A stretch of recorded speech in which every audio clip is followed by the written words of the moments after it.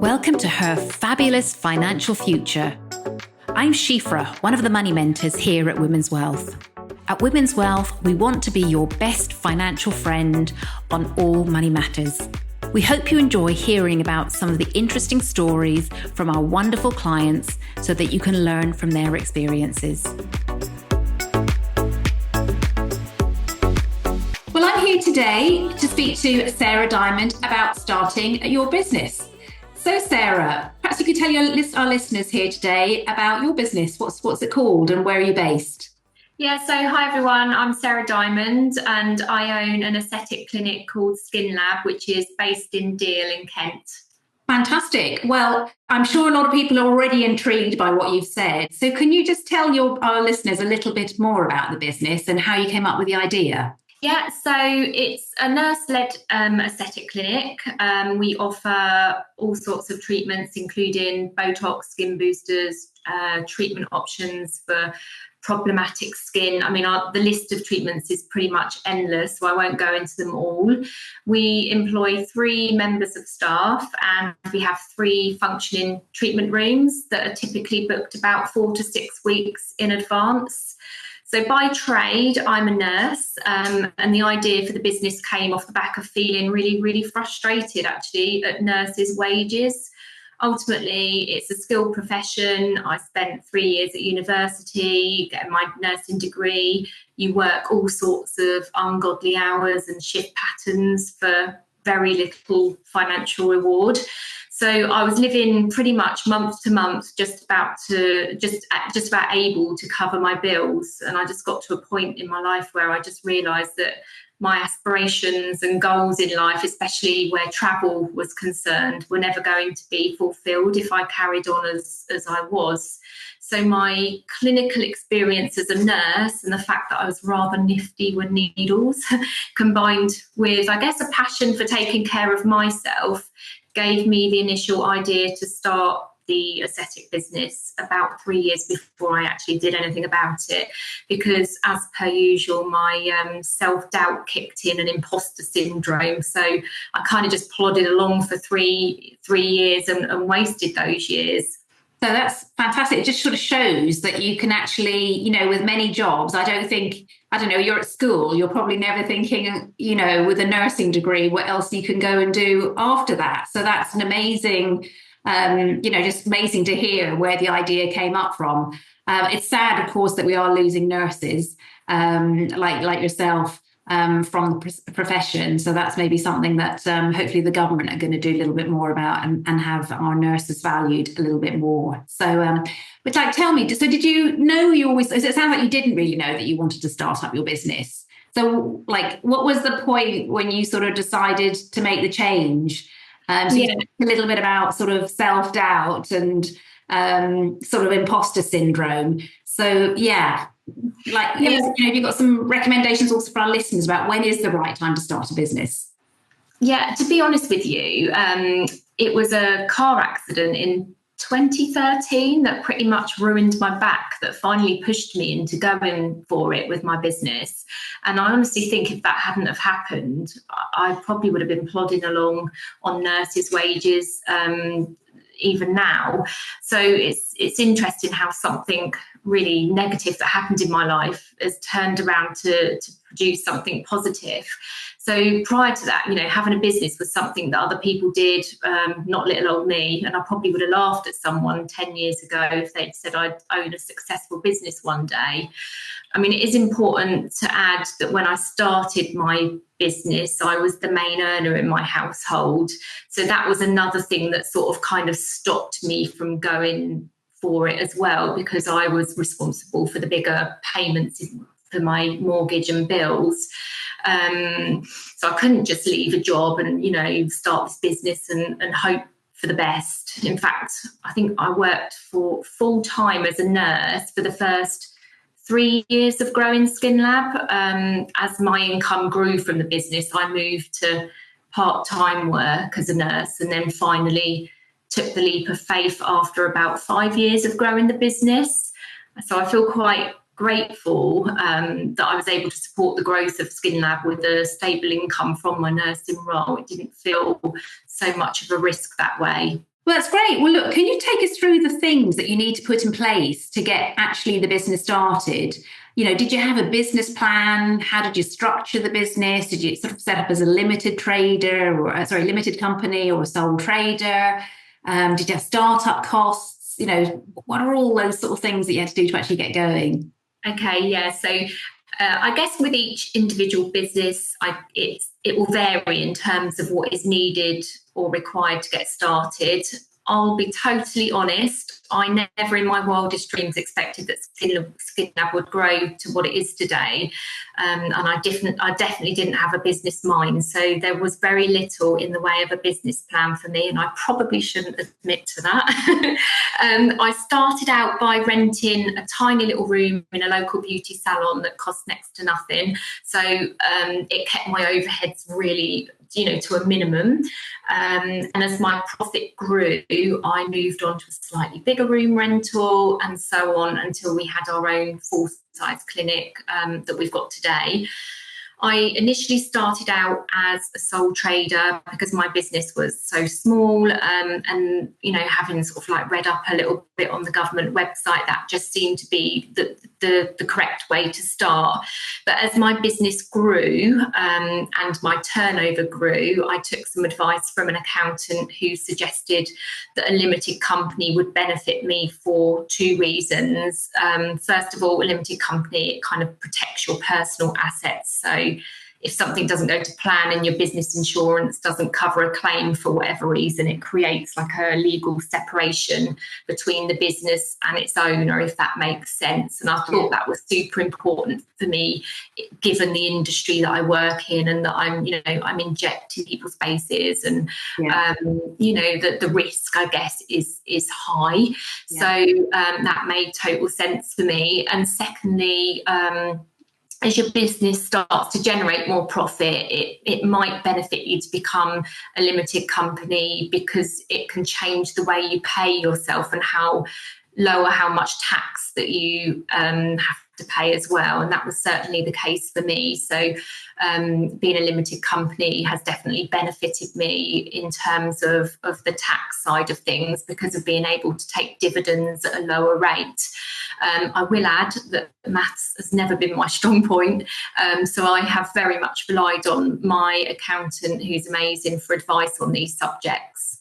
Yeah, and I think that's really important. It's having a good team around you of professionals, isn't it, often to support you when you're running a new business. So we often get asked actually referrals for great accountants. So maybe I might ask you for your contact afterwards, and we can add that to our referral list as well. So which is great. Yeah.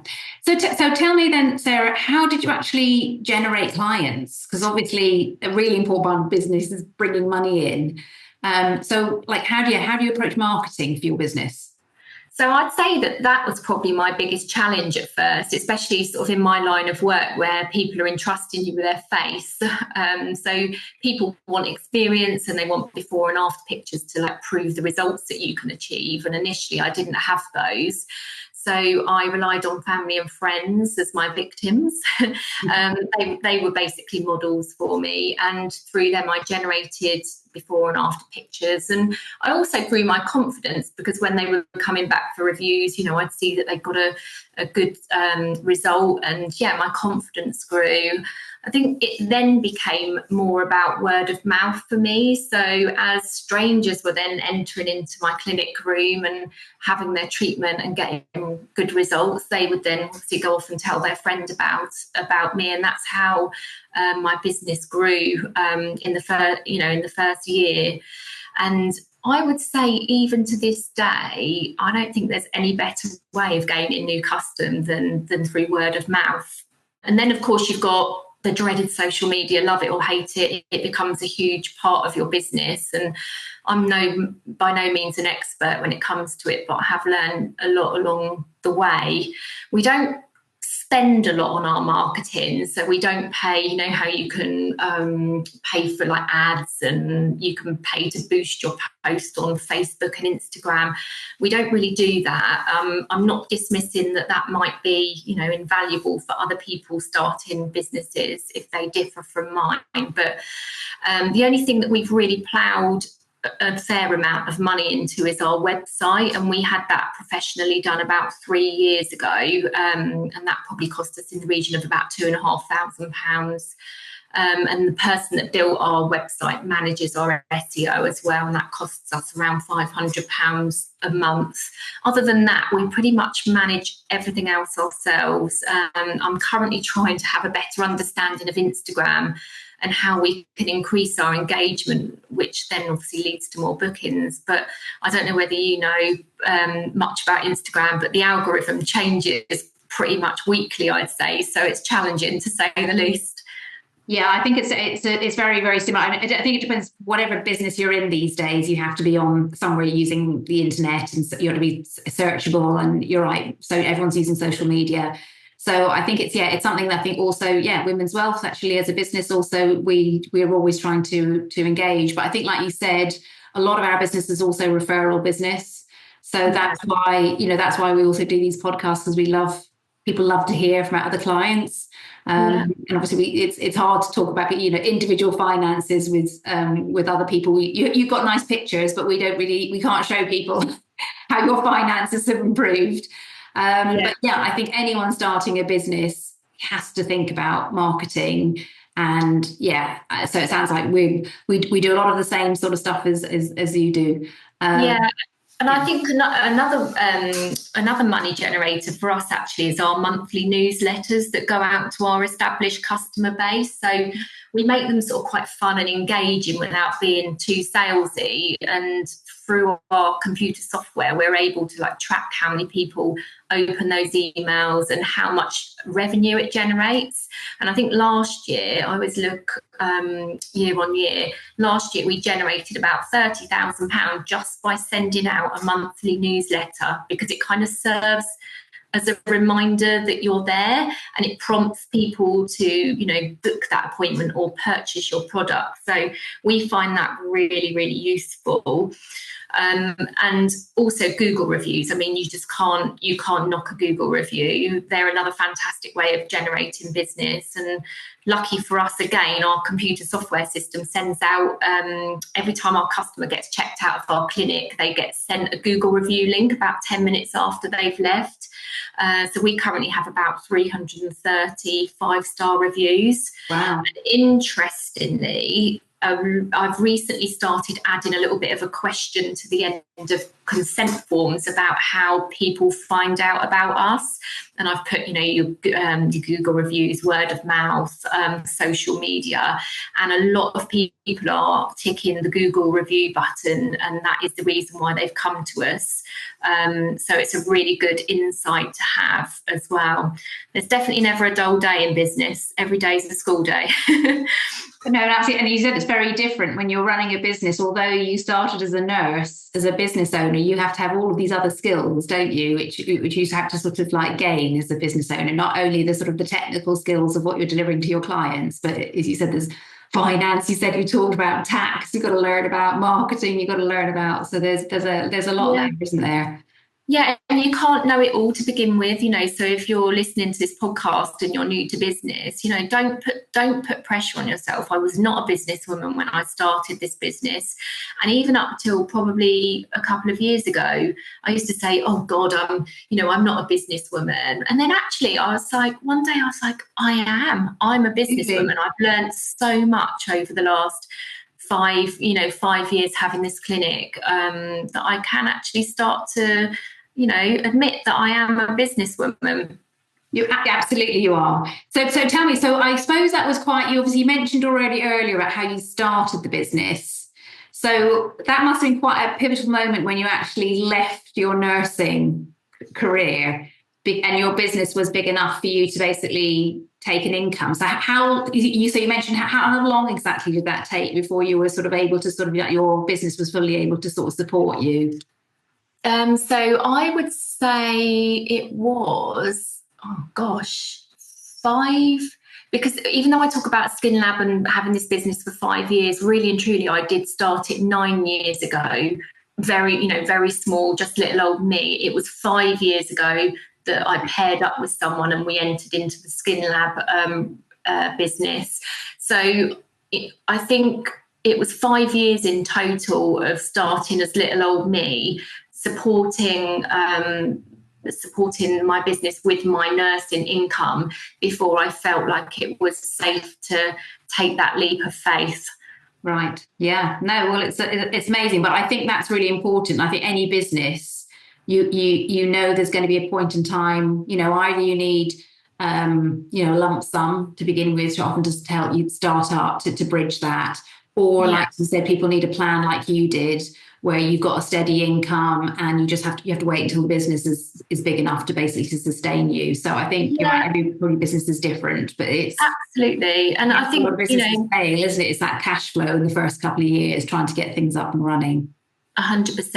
And importantly, just because it took me 5 years, it doesn't mean to say that someone else's business is going to take that long before they can take that leap of faith. But it's probably important to add that I did keep a little bit of profit over those 5 years, but the majority of it, so it wasn't that I wasn't earning a good profit within those 5 years. I was earning an okay profit, but I was pouring it back into the business on training and on equipment. And equipment in the aesthetic industry can sometimes cost, up to 60 or 70,000 pounds with like laser machines and all the different pieces of equipment that you can invest in. So I just wanted to focus the first 4 or 5 years of my profit into pouring it back into the business. Yeah, and I think that's a good point. I think that's why a lot of business owners don't. You think very differently from a salary. You're thinking very much the business, aren't you? And what you have to take out really, rather than as I said, just how you would think about employment, obviously beforehand, where you're just sort of drawing money, your salary comes in and you're sort of thinking about that. As a business owner, you've got a very, very different mindset about expansion and things like that. I definitely think it was a commitment to do it, but I definitely think it enabled me to offer the very best, like in products and treatments, and it's part of what has gained me the loyal customer base I have today as well. So it was just really important for me to do that. Yeah. So great. So on top of that, a little bit similar. Obviously, when you work for yourself, there is no benefits package either. So there's no nice employer pension and life assurance packages and things like that. So tell me about what was your advice, or what would your advice be to people who are looking again to start a business, to make, to think about those sort of things? Because again, it's, like as you said, for a while you can't take even a salary, and so you're probably thinking, I can't even contribute to my pension and things like that. So like, how quickly were you able to sort of look into those sort of things again after you started your business? So I had about 18 years worth of nursing pension that I just froze and kind of put on hold when I left to focus 100% on my business. But I wanted to make sure that I was earning a consistent wage from my business before I started looking at a personal pension. So once I'd established that I was able to take a consistent wage for around about 6 months in a row from the business, that's when I started looking for advice on paying into a private pension and investing a little bit of money each month. And actually, talking about word of mouth, through word of mouth, I was recommended you guys at Women's Wealth, and you have literally been my financial saviour. I know that sounds a bit corny, but you have, in terms of getting me to look at my incomings and outgoings. And that was a scary exercise for me, because I don't think I've ever sat down and done that by myself, but it's been instrumental in the way I manage my money and realising the importance of planning for my future. So I kind of now feel like I've got everything in place to secure a comfortable future and retirement. Yeah, honestly, it's lovely to hear, Sarah, honestly. And, we've loved working with you. And as I said, it's so lovely to see, as you said, these women running their own businesses and being super successful. So, that's what we love about the job as well here. And I think you're absolutely right. I mean, certainly again, in Women's Wealth, we sort of run our own businesses. And I always sort of think I have that discipline like at the beginning of every year. Maybe I'll try and give myself a pay rise, but also I try and think again about the pension contributions. So even if we love people, like as you said, you waited, obviously people often have to pause things like those when they first start a business.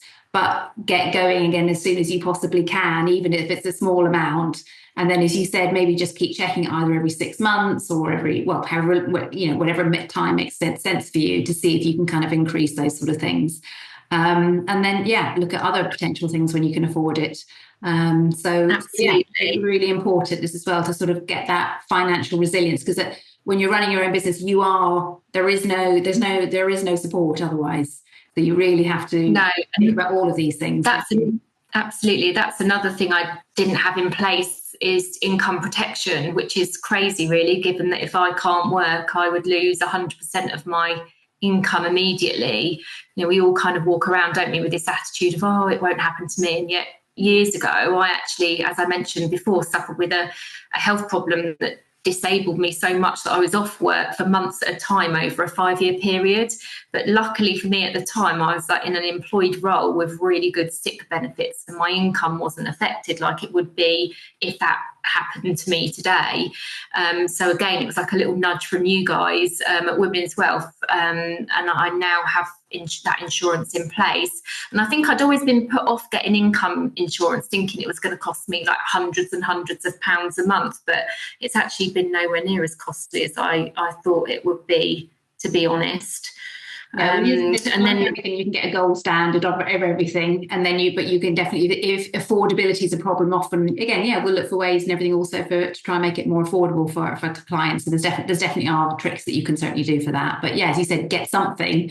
You can always upgrade it if you want to, can't you? Yes, I think also, like, for anybody listening that is starting up a business, obviously put everything into it that you can, build it up, so that your turnover is looking healthy, and then maybe even I've looked into sort of saving a bit of a buffer, as well as having my income protection in place. I've saved a bit of a buffer to cover my outgoings in both my business and my personal life for the first 6 months if I were ever too unwell to work. And I think the more you have in place, but I've only been, to be fair, just retracted a little bit, I've only been able to get that in place over the last couple of years. So having all these things in place just gives me so much more peace of mind. It kind of allows me to sleep at night.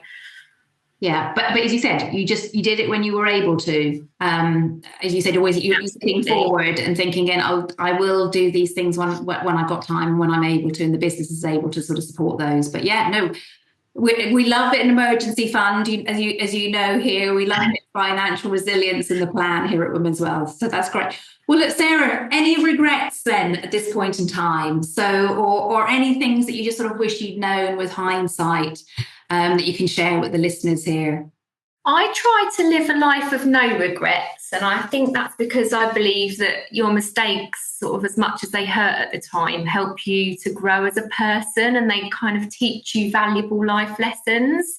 However, I guess if you were going to sit here and prod me until I came up with one, I'd probably say it was wasting 3 years thinking about starting my business and not doing so because of self-doubt.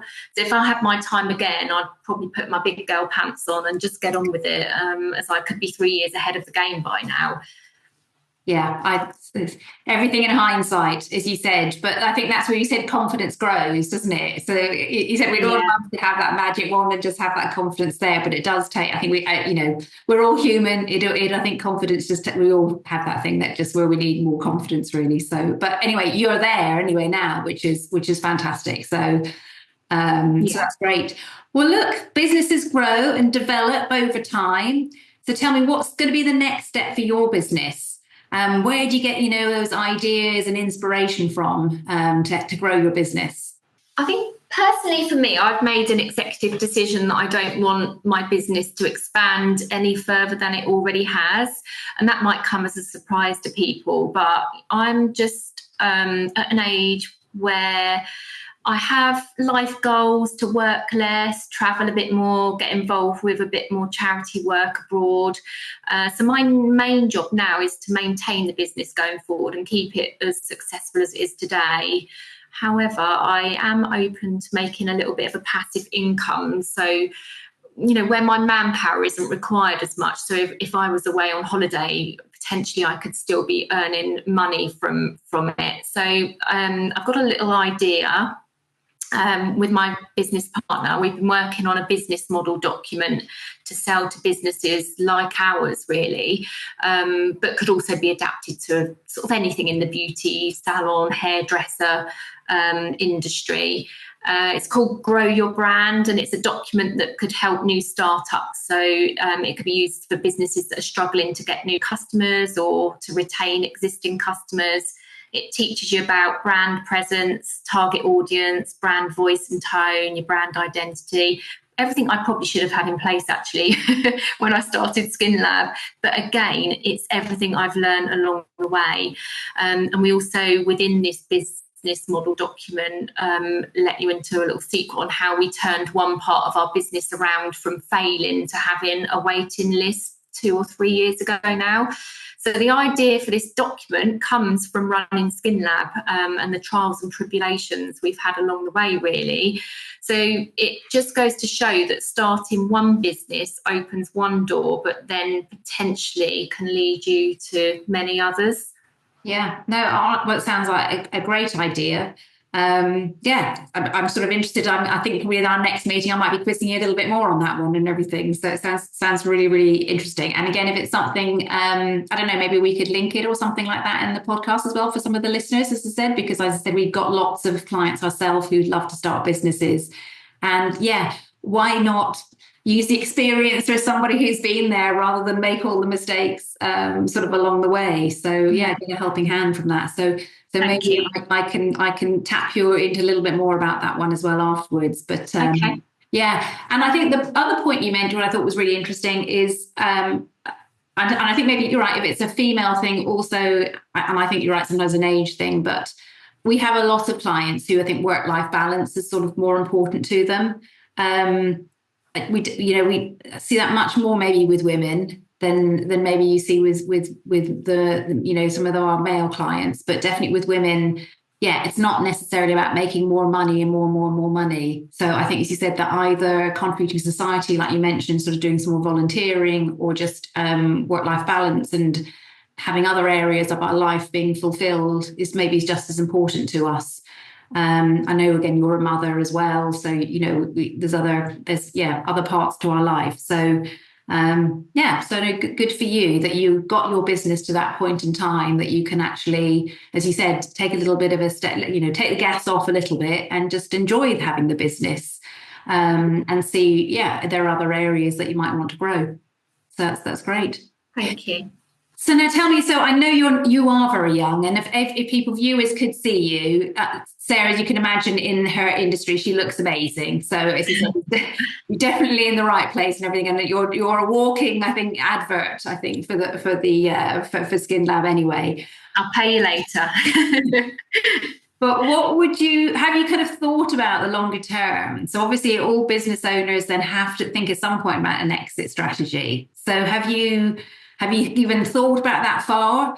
Will you think about selling the business, or do you have a succession plan? What will you do? So what's your retirement look like? So I'll be 50 next year. So I've given myself about another 10 years or so at Skin Lab. And the dream for me would be for Skin Lab to be like a sellable business when I get nearer to my 60s. I'd probably enlist a professional company for this, because I wouldn't have a clue where to start. But in the meantime, the sellable document, the business document that I was just talking about, that might lead to other opportunities in terms of business consultancy, perhaps. I might even be crazy enough to sign up to study for a business degree once I've completed my current postgraduate certificate. The world's my oyster, really. Who says age has to get in the way? As long as you've got your health, I believe you can go on to achieve anything you set your mind to. Yeah, absolutely. So, obviously we're seeing a lot of people, some people don't even want to retire at all. And we've got some people, who are desperate to. But again, as I said, I think that's because they're not doing things that they really love. I think what's nice is that you'll be in the situation where you can financially, because you've done all the hard work with all the planning. So then you can really, now be kind of picky and choosy about what you do. But absolutely, we all need to keep learning. So look, honestly, it's been a really great conversation. with you today. Have you got any final words of wisdoms for our entrepreneurs out there who are looking at starting their business? I won't sugarcoat starting a business. It's hard work, and that's probably part of the reason why a lot of people hold back, because of lack of time, to put your all into a new venture. But no time is the right time. And it's funny how you just sort of take that leap of faith, you'll find the time. For example, my clinics used to run in the evening once I'd finished my full-time nursing job in the day, all while my husband was at home pretty much raising our daughter. She would have been like 8 at the time. And looking back now, I think, how did I do it? But I just did, and you just do. And again, when I was studying for my nurse prescribing role to develop Skin Lab further, I'd work all day, run the business by day, and study until midnight. Was I tired? Yep, I was knackered. But your business becomes your baby, and you nurture it like it's like the most precious thing in your life. And if you do that, you'll succeed. So despite the hard work that goes into a successful business, the financial freedom that Skin Lab's given me has allowed me to travel lots over the last 3 years and embark on a lifelong dream of doing some charity work abroad as well. And I really wouldn't change a thing. So for anyone listening to this podcast that is about to launch their business or has just launched their business, I wish you good luck, and I wish you every success. Oh, that's lovely, Sarah. So I'm sure we've got loads of clients who are taking this sort of first step in their journey. So we're looking forward to seeing how their businesses and things develop. But sounds like everything is that you've got a huge amount of knowledge to share. So thank you so much for just spending some time to talk with us today. So I'm sure I'll pick up again with you sometimes in our next meeting anyway. But thank you for sharing everything that you had today. Thank you. Thanks for having me. Thank you for listening. We hope you enjoyed the podcast. We love hearing your feedback, so leave a review or let us know about other subjects you'd like us to cover. Women's Wealth are independent financial advisors, authorised and regulated by the FCA. Any advice you hear isn't personal advice, and what's right for one person isn't necessarily going to be right for you. So if you want to talk about your own personal circumstance, please visit us at Women's Wealth. That's womens-wealth.co.uk to book a free initial conversation. Thanks very much.